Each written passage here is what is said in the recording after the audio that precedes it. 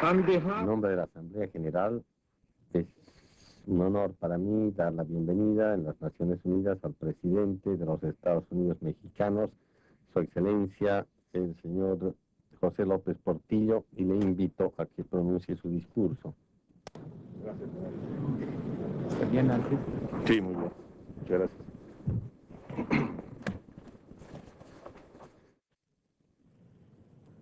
Pero la preocupación y ocupación más constante de México en el ámbito internacional es el tránsito hacia un nuevo orden económico.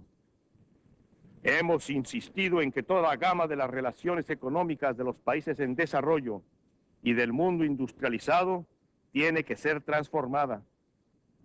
Por lógica inexorable, la gran mayoría de los países en desarrollo tienen un saldo comercial negativo. El mantener el flujo de comercio en esas condiciones implica necesariamente el surgimiento de corrientes crediticias que permitan el pago de mercancías y servicios a los países industriales.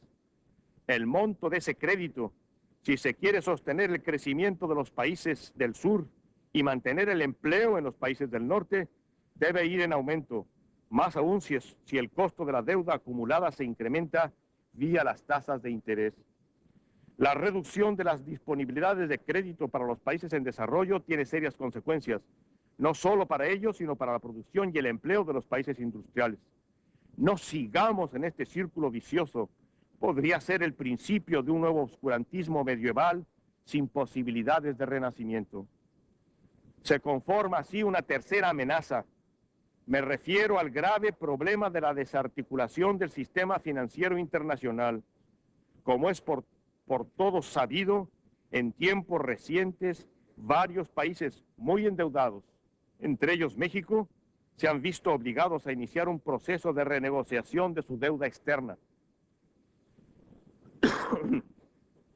Es paradoja que mueble a reflexión el hecho de que ahora critiquen el crecimiento de muchos países del sur, quienes le prestaron con ese fin, y ahora regatean el crédito para continuarlo, cuando solo el crecimiento nos permitirá pagarles y comprarles. Hoy México y muchos otros países del tercer mundo no podríamos pagar conforme a plazos pactados en condiciones distintas a las que ahora privan. A nadie le conviene y nadie quiere suspender pagos, pero el que esto suceda o no rebasa el ámbito de voluntad y por consiguiente de responsabilidad de los deudores. Se requieren seriedad, criterio y realismo negociador de todos. El sistema financiero internacional lo componen varias partes, los que prestan, los que se endeudan y los que avalan, y está vinculado con los que producen y los que consumen, con los que compran y los que venden. Las responsabilidades de todos y por todos debe ser asumida. Situaciones comunes producen posiciones semejantes sin necesidad de conspiraciones o de intrigas. Los países en desarrollo no queremos ser avasallados.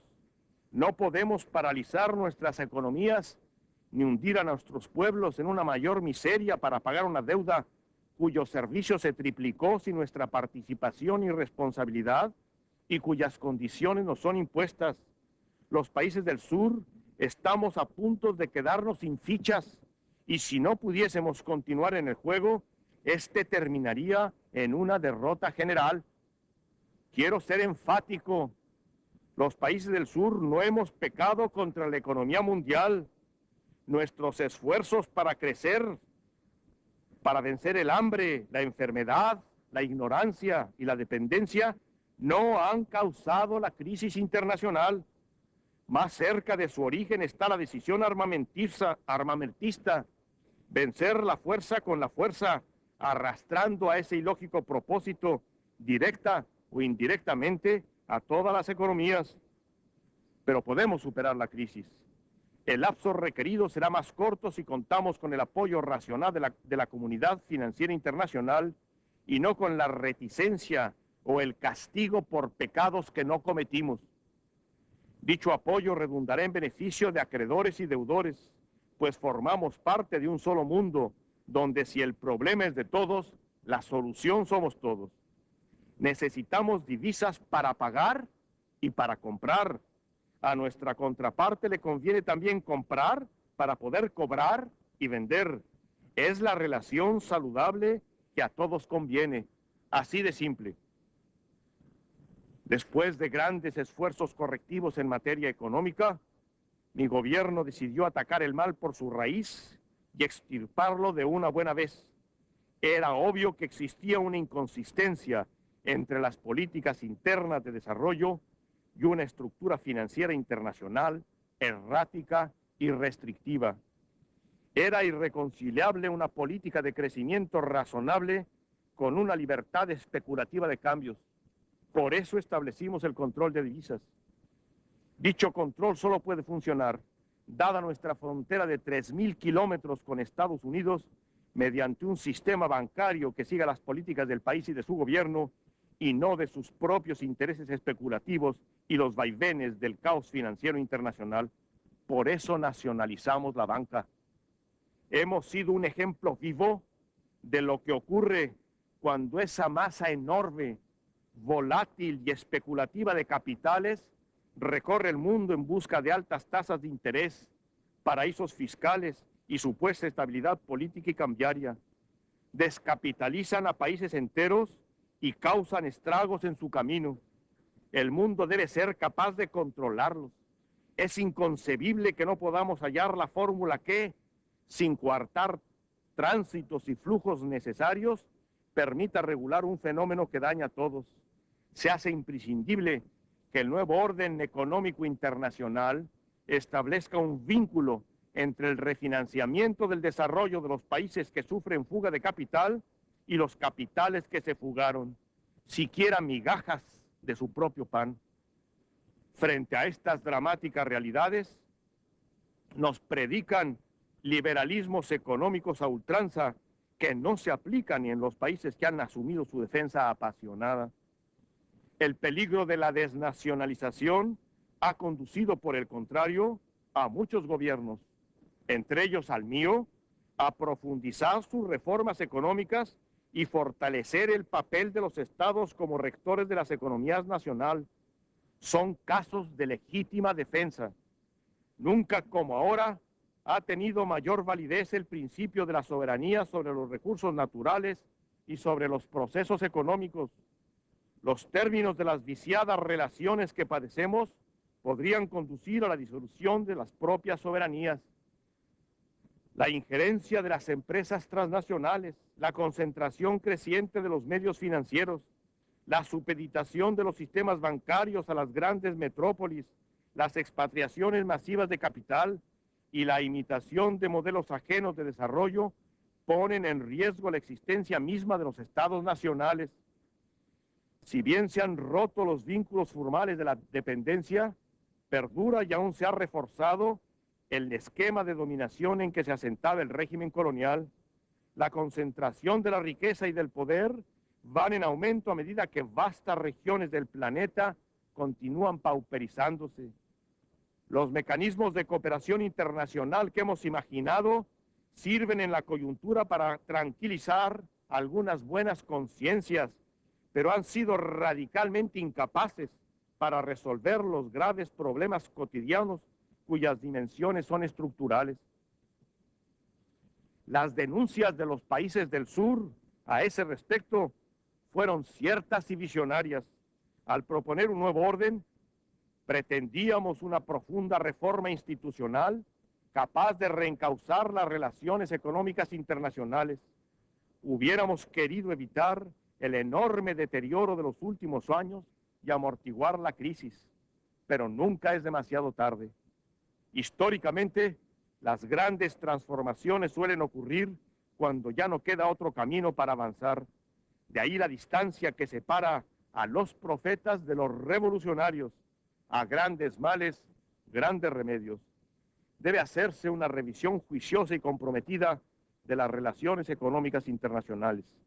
No emprendamos la caza de culpables, sino la búsqueda de los responsables del futuro.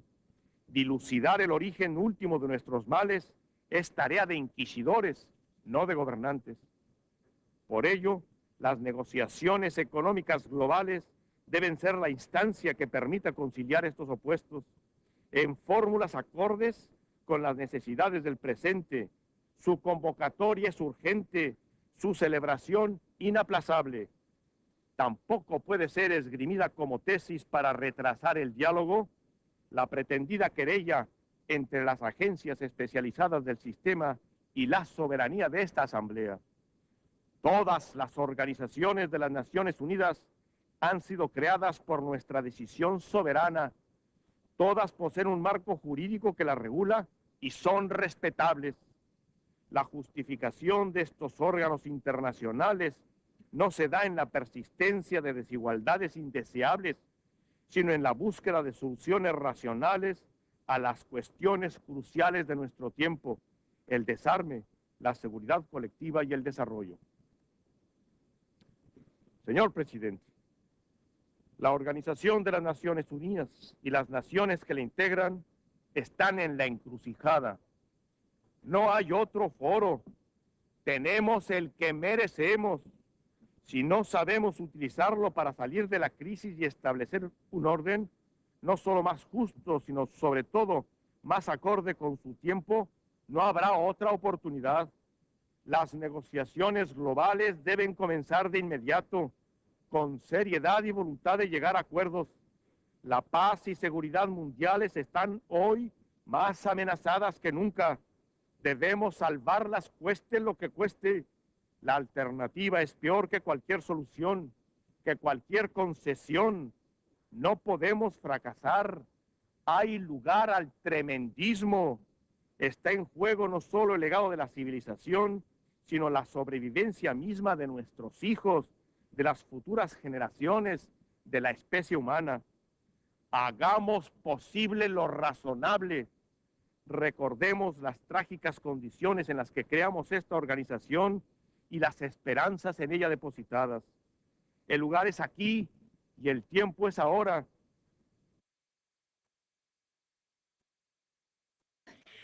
Thank you. Gracias.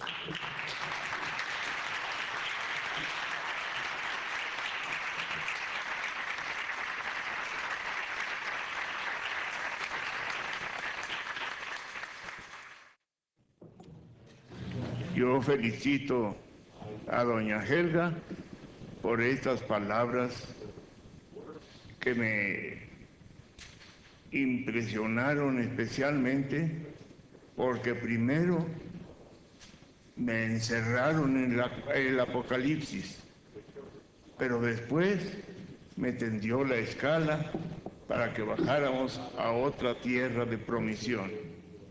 Muchas gracias, doña Helga.